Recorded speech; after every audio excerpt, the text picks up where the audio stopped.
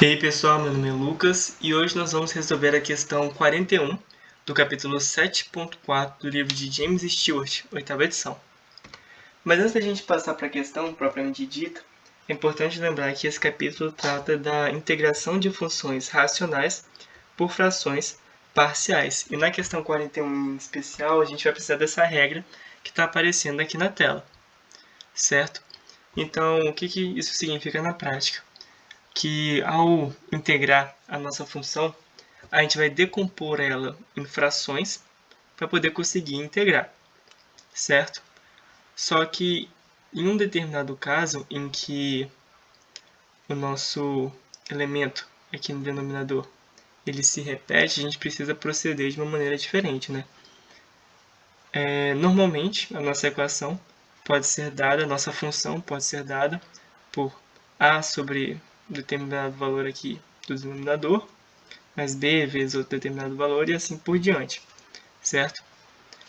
Ou seja, pelos fatores lineares. Mas quando esse fator linear é repetido algum número de r de vezes, a gente precisa fazer o seguinte. Aqui na função, abaixo, a gente tem um exemplo, em que o x ele é repetido duas vezes, por isso que eu tenho x ao quadrado, e o x a menos 1, e o x menos 1 elevado ao cubo se repete 3 vezes.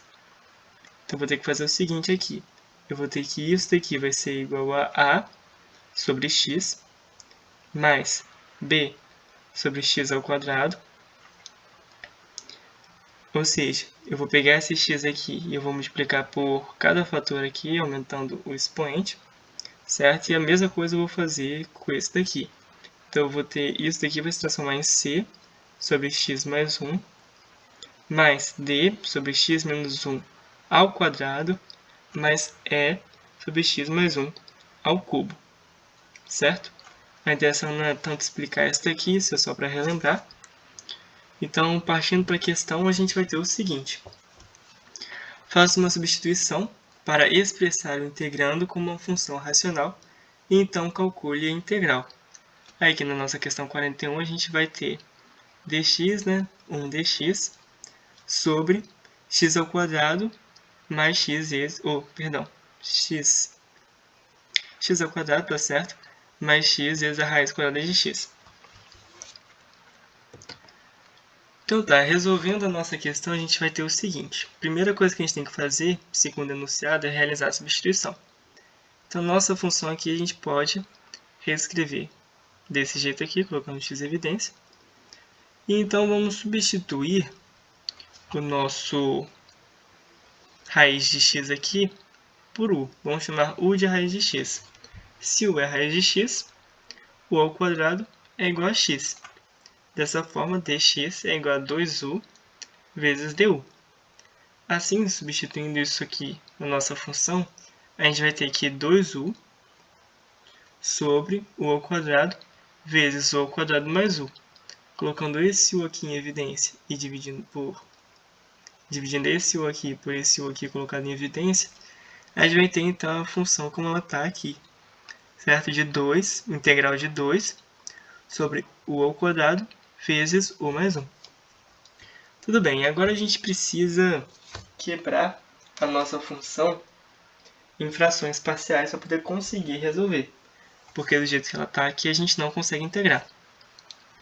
Para isso eu vou fazer o seguinte, eu vou dizer que o meu 2 sobre u ao quadrado vezes u mais 1 vai ser igual a sobre u mais b sobre u ao quadrado, certo? Igual foi explicado anteriormente, a gente tem esse u ao quadrado aqui, por isso a gente tem que fazer isso, a sobre u mais b sobre u ao quadrado, mais c sobre u mais 1. Tudo bem, então a nossa função pode ser expressa dessa maneira, só que eu não sei quem é a, nem b, nem c. Então eu preciso descobrir. Por isso eu vou igualar essas duas equações. Igualando essas duas equações e realizando a soma desses três fatores aqui, né, encontrando o denominador comum, a gente vai ter isso daqui. AU vezes U mais 1, mais B vezes U mais 1, mais C vezes U ao quadrado. Tudo isso dividido por U ao quadrado vezes U mais 1. Como esse denominador é igual aqui, a gente pode cortar. E a gente vai ter que 2 é igual a isso daqui, certo?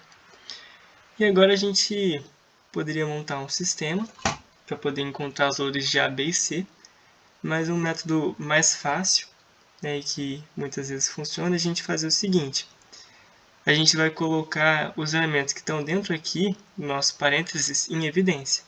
Como assim?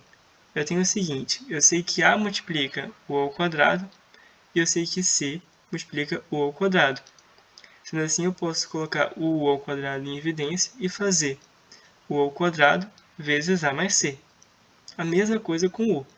O U multiplica A e o U multiplica B aqui. Então, eu vou ter o U vezes A mais B. E o 1 só multiplica o B. Então, eu vou ter o B sozinho aqui, certo? Lembrando que A, B e C são constantes. Tudo bem. Tendo isso aqui em vista, eu observo que eu tenho U multiplicando essa expressão e U multiplicando essa expressão. Sendo assim, quando U for zero, 2, a gente descobre que 2 é igual a B. Ou seja, com U igual a zero, eu vou ter o meu B igual a 2. Eu encontro meu valor de B, certo?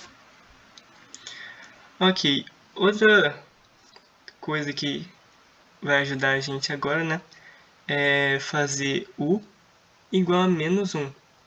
Por que U igual a menos 1? Quando a gente tem U igual a menos 1, isso daqui vai ser igual a zero e isso daqui vai ser igual a zero, certo? U ao quadrado vai ser 1, mais U, que é igual a menos 1, U menos 1 mais 1, ou seja, isso aqui é zero, isso aqui é zero. Assim eu vou descobrir que meu C vezes menos 1 é igual a 2. O C vezes meu menos 1 ao quadrado é igual a 2. Sendo assim, C vai ser igual a 2. E por fim, eu só preciso encontrar o valor de A, né? Eu já sei aqui, eu posso fazer aqui a expressão de maneira que A mais C seja igual a 0. Com A mais C igual a 0, é só substituir e eu descubro que A é igual a menos 2. Então tá, encontrados os valores de A, B e C, a gente pode fazer as devidas substituições nessa equação aqui e finalmente conseguir realizar nossa integração. Ok, então eu vou substituir aqui, né? E a gente vai ter que isso daqui vai ser igual a isso.